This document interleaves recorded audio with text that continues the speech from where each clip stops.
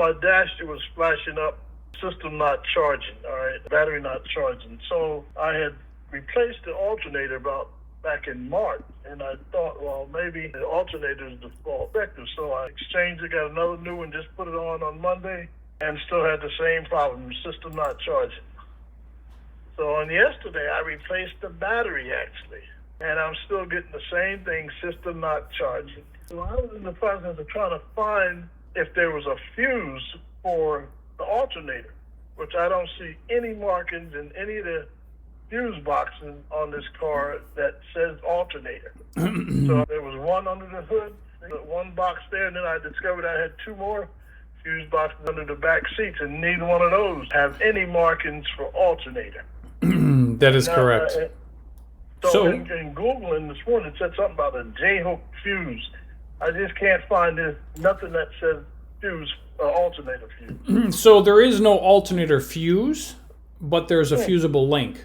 So the fusible link, basically, it sits somewhere between the starter and the alternator. It might be right at the starter itself. You'd have to look. Oh, so I gotta find that wire that has a fuse in it.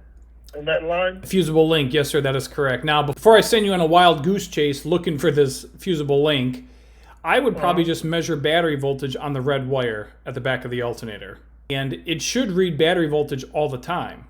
Engine off, fully charged battery, 12.6 with the engine running, and the alternator charging, it should be at about 14 volts or so. But if not, then at that point, yes, I would go look for the fusible link. And I would. And that fusible link, what will I find? A twist-off line, a twist-off fuse? Well, you could see a couple things. You could see that it's broke, that you could visually see that it's just broke, a bad connection, corroded, maybe it's burnt, or maybe it's melted.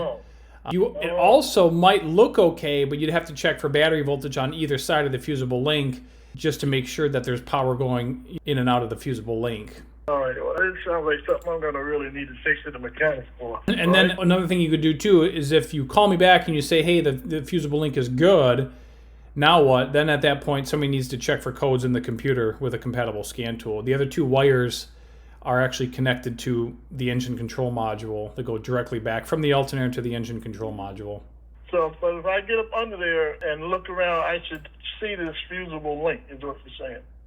That's correct. You should. It's going to be somewhere. It's probably going to be closer to the starter. I think it's attached to the starter, if memory serves me correct. But if you don't see it, then you have to follow that red wire from the starter over to the alternator to find it. All right. Well, wish me luck. At least I got one thing I don't mind. There's no fuse that looks like a regular fuse. Right. Exactly. All right. So I can start racking my brain on that. Yep. All right. So I appreciate your information. All right, my friend, you bet. You're welcome. Good luck. All right, thank you. You bet. Bye-bye.